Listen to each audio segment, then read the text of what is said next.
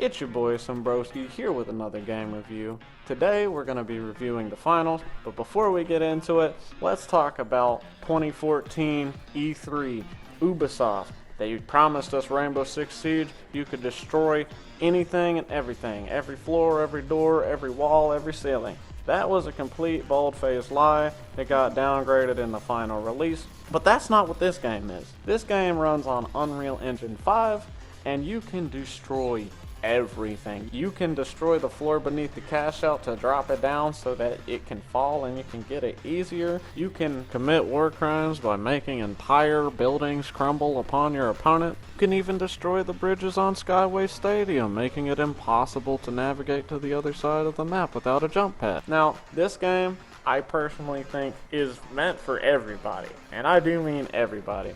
Whether you're into the more, objective-based modes like Rainbow Six and like Overwatch, or you're into the just, fast-paced gunplay that comes from like Warzone and Apex, this has something for you.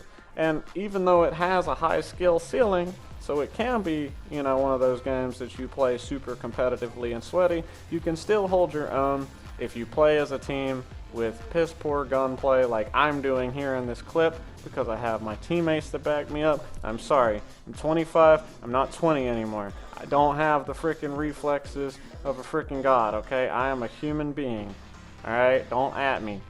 But let's break down what the game modes are. So you've got two main game modes, which are Quick Cash and Bank It, and then you have tournaments, and then you have ranked tournaments. Now, the reason I say there's only two game modes is that ranked tournaments and tournaments operate off of the quick cash game mode, in the sense that you're trying to grab vaults and then you're trying to run them to cash out stations like you see here, and you hold those objectives until that circle fills up, at which point you'll get the cash out and you'll be ahead of your opponents. Now, at any point while the timer on the cash out is running, any other team can come to steal that, which makes this game intense from the beginning of the match to the end of the match. Speaking of intense, this game is different from a battle royale, but it still operates from the same chaotic frequency. It has 3 teams of 4, which means you never really feel safe. Once you've taken out 2 teams, another team's spawning back, and it's just constant gunplay, gunfight after gunfight after gunfight. There's no real point of it slowing down. So for those of you that need that, it's got that. Now let's talk about the classes.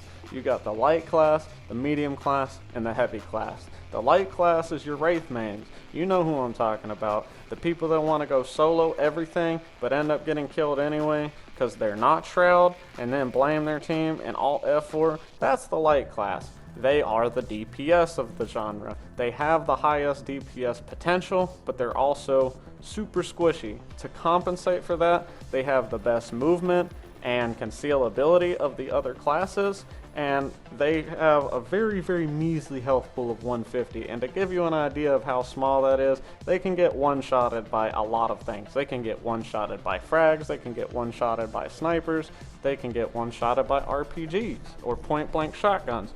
They are not meant to be the class that you take people head on in. You need to get the drop on your opponent and use your superior movement to your advantage in order to catch your opponents by surprise. Now, the medium class is more the all-rounder. They have a base health point of 250, and they predominantly run the heal beam. But like I said before, there's different options for each of these classes. So you could run the turret, or you could run recon census. The recon census is like wall hacks, but honestly, I feel like in the current meta of the game, the med beam is like super powerful, especially if you're running a team comp like medium heavy heavy or medium heavy. You definitely get a lot of value out of the heal beam in your team. Speaking of things that are specific to the medium class, we have the defibrillators. These are extremely useful because it takes about 5 to 8 seconds, somewhere in that range, to revive your teammates, but you can revive them instantly with the defib. So this is definitely your support class, but don't let that fool you. The AK is an absolute beast, and it has some serious, the AK goes toe to toe with the heavy class and the light class, just simply because that extra 100 health points against a light class makes it so you're going to win the fights. If you and a light go head to head and you both hit all of your shots, the medium class is still going to win with that AK or that FCAR. So even though this is a support class, the current balancing of the game, I would argue that this is probably the best class. This and the heavy class can stand on their own pretty well. Now we're going to break down the heavy class. The heavy class is the premier class for destroying anything and everything, from, you know, demolishing skyscrapers to shooting out grenade launchers or RPGs. That's something specific to the heavy class. But they predominantly play Lewis gun, like this gun that I'm currently using, or the shotgun, and very occasionally I see people running the sledgehammer with the charge and slam specialization. So let's go ahead and break down some of that too. The different specializations for the heavy class, they have the mesh shield, which is commonly seen, like here he's using his mesh shield to block bullets from me and my team, but you can shoot through it, you just can't shoot through it from the angle that they're facing. You know, it's like a one-way mirror type setup. And they also have the dome shield grenade, which basically is like a double shield from Halo 3, or like Gibraltar's dome. It's extremely useful when you're trying to steal a cash out, because you're exposed for another like 5 to 10 seconds while you're sitting there trying to steal, and that extra health that comes with a heavy class with a base of 350 can really go a long way into the make or break whether or not your team steals that cash out at the end that gets you to victory. So I definitely see in the current meta a lot of medium and heavy use, not too much light use that's successful. I would like to see some balance changes, especially because the competitive mode is based around the quick cash game mode.